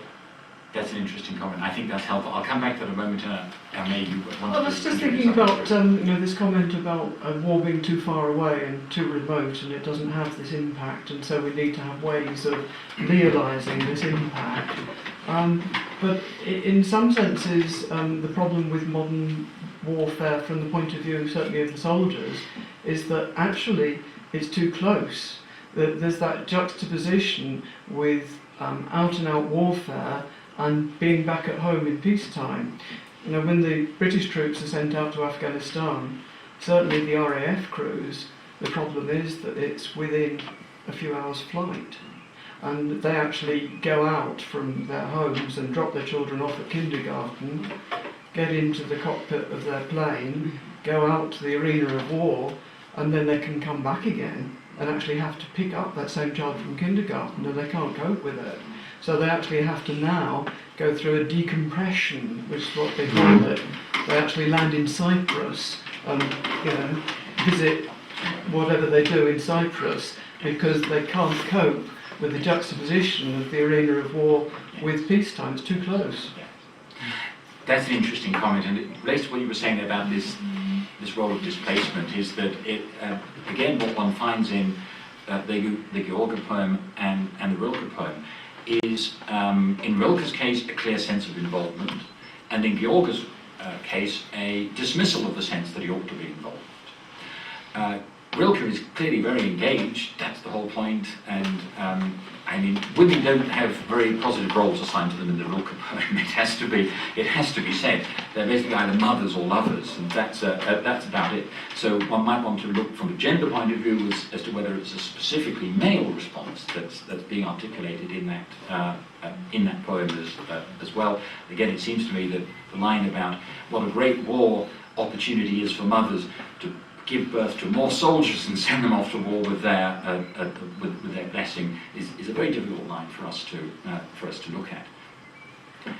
What you're talking about there, and the problems that the soldiers are having, is the sense that we are no longer in a relation to war. The war is kind of outsourced to professionals.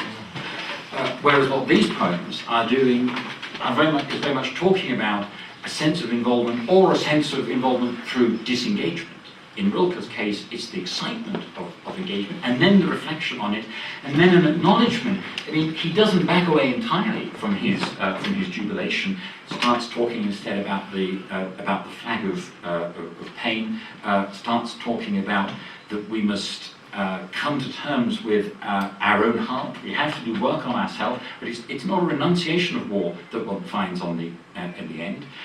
In the George poem, it's as if war is moved to another sphere entirely, but not necessarily a much more peaceful removal, because George's involvement is in a way, well, let them get on with their war, because it really doesn't matter. And that's what I think is so shocking and unacceptable in George's attitude. Is he said that doesn't matter. It's this abstract idea of life itself. Except, does he really mean an abstract idea? Again, it's that line, what does the slaughter of millions matter when life itself is being killed? And I think what George is trying to do there is to get at this point of, well, war is a means by which death is introduced in our society, but it's not the only one. And that in other works, Rilke and George seek to articulate this sense. Rilke talks here about how a new creation is animated by death, that their fascination with war and destruction does not preclude their commitment to a new creation which is positive, a new creation which is dedicated to life, in the sense that Nietzsche, again in language which is difficult for people to hear, talks about how he says, on the side of die Partei des Lebens. He is of the party of life. And what he means by that is, I think, although it's coupled with sentences difficult to justify at face value, is that he says we need to have a commitment to life which is truly living. It's not simply, he says, these people who talk about the high values of Wohlfahrt, who who talk about the high values of charity and doing good, all these lessons, ideals, and then they commit themselves to slaughter. And I think one sort of winces there when one hears those lines, because there's a recognition of how we go through that in our own times as well. We're promoting peace and democracy, we're told, but what's actually happening on the ground, as it's pummeled by bombs, seems to have very little to deal with it. And the existence of those kinds of lines in the Georg poem that makes me think, go back and look at those lines, which look so difficult, and how can we match them up and see a significance in them over and beyond their face value that is there, and that the provocation of the language is intended to do that with us, is to get them to go back and look at and think of them. And in a way, that's really what's happening again with that Baudelaire poem. Should we maybe bring things to a close? Would anyone like to? Can I ask a contribute? question? Yes, please. I mean, if you look at the German version of the Georg poem, Yeah. then he hasn't used the, how do you say, majuscules in the right way. He doesn't use capital S. Yeah. No, that's fine. He doesn't use capital S. He does every now and then, and I find it Okay. Yes. Fine. interesting when, Yes, and, yeah. and I was just curious whether you have seen a sense in that or not at The all. proper nouns aren't capitalized, is that what we're talking about? Yeah, that's right. In the German. Yeah, that's right. The typography of Georg's works is an interesting one, because Georg was very concerned about layout and font and typography, and that's why you have this particular style of type that's used in his poems. And generally, he doesn't observe the normal German rule that you capitalize nouns. Usually in German, nouns are capitalized. And in Georg's work, that isn't the case, except there are some nouns here which are capitalized. I think the reason why he does that is almost when he's trying to personify or personalize a noun or an idea. Yeah, but then there's Friedensreich or Jahrhundert or whatever. But what I find interesting about it is that how can one understand this kind of poetry for being a nationalistic expression when somebody is opposing kind of a national way of expressing yourself? I mean, I find there's a contradiction. Do you understand what I mean? It's contradictory. This is not, doesn't feel at all nationalistic for me, like a poem. Because already he's using this way of, I don't know, typing. Yes. It wouldn't go together for me. Yes.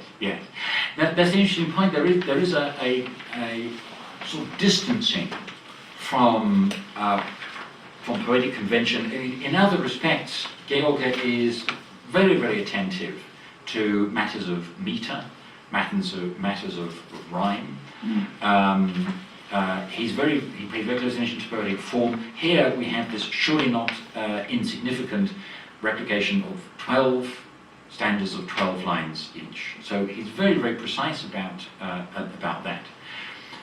One of the things that the abandonment of the capital letter does in his poetry, and he's very, very sparing with use of punctuation, commas and full stops, is, well, as a very practical effect, it makes them very hard to read. You look at Georg, and it's extraordinarily difficult to construe what he's on about.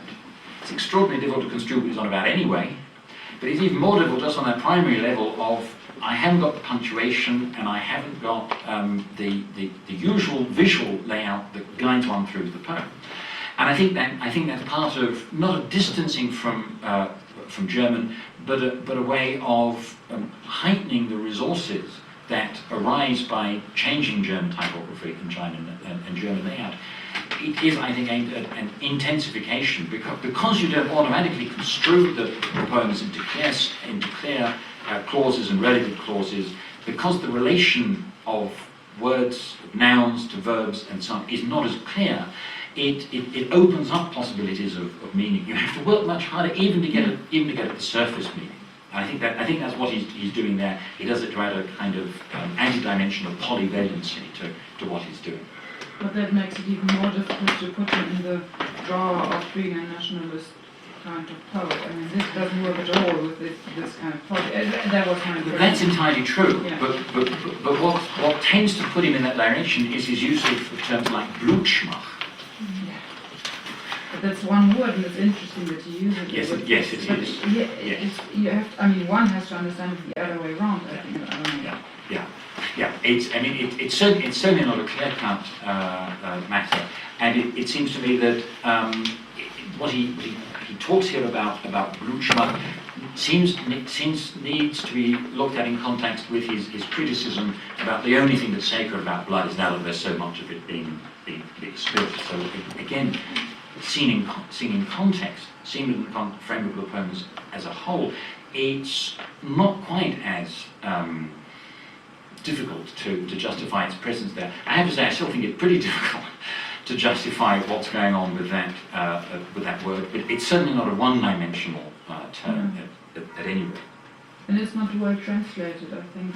Like betrayal is not the same as Blutschmach.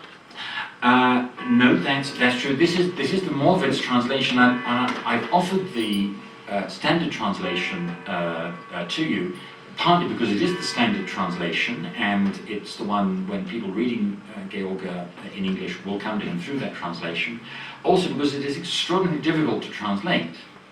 And for the purpose of the discussion, I thought it's sufficient to have that and be able to look at the German, because really one needs to go back to the German to be able to work with the text anyway at all. But I kind of take my hat off to these people for trying to translate these poems at all. It's extraordinarily difficult to do so. But I think people who have questions about the meaning of a word in English, even if you don't have very good German, even if you don't have any German at all, is that you can take it back to the dictionary and look at the original and get some sense of what's happening there. The final remark that I wanted to make just very quickly was to look at this word that we find in the Baudelaire poem on the final sheet there, where he talks about this idea of Welt. It's there right at the end of the Fünf Gesänge of the Five Hymns in section 5, when Rilke says, even if it is not a world, nevertheless treat it as a world. And I think here we're dealing with this sense of Welt means something which is structured, something which is not chaotic, something which is cosmic. And so the message here is that even if something is chaotic, one should not leave it as chaos. Even if war, which of all the many other things that it is, must surely also be chaos too, a bringing of chaos and destruction. There it is. What is the individual meant to do with the chaos of war and conflict in all kinds of forms? Is to say, even if it isn't a world, auch wenn es auch nicht Welt ist, nevertheless, nehmt es wie Welt. Even if it's not a cosmos, it's a chaos. Out of the chaos, create a cosmos. And that idea that in the fifth stanza of the Fünf Gesänge comes back there in this poem about Baudelaire. Baudelaire, the French poet who's famous for having said of his experiences in Paris, tu m'as donné ta boue, et j'en ai fait de l'or. You've given me your mud, and I've turned it into gold. So it's this idea of transformation is that here it becomes the real sense of creating a meaning where otherwise there may well be no meaning at all. No meaning. Complete absence of it. Total chaos. And then, what does Rilke say Baudelaire teaches us to do? Der Dichter einzig hat die Welt geeinigt. Only the poet can bring together the world, can bring together what is in the world, and thus out of it make a world. This world which weit in jedem auseinanderfällt. This world which is falling apart all the time. Das Schöne hat unerhört bescheinigt. Okay. Validation given to beauty without qualification. The aesthetic transformation of the world of which Goethe and Nietzsche speak. Because even the poet celebrates suffering. Da selbst noch feiert, was ihn timing it, not a denial of suffering. And at least neither Rilke nor George spare us the hypocrisy of saying that there isn't suffering that's going on. He even celebrates what causes suffering and thereby purifies the ruin, the mess, the chaos, unendlich, in an infinite way, so that, in the theme of our conference, auch noch das Vernichtende wird Welt. Even in destruction there is creation. Out of chaos is our task. It's the poet's task to create cosmos. I think we'll stop there. It's been 2 very long hours, but thank you very much. Indeed, I've enjoyed spending them with you. Thank you. Thank you very much.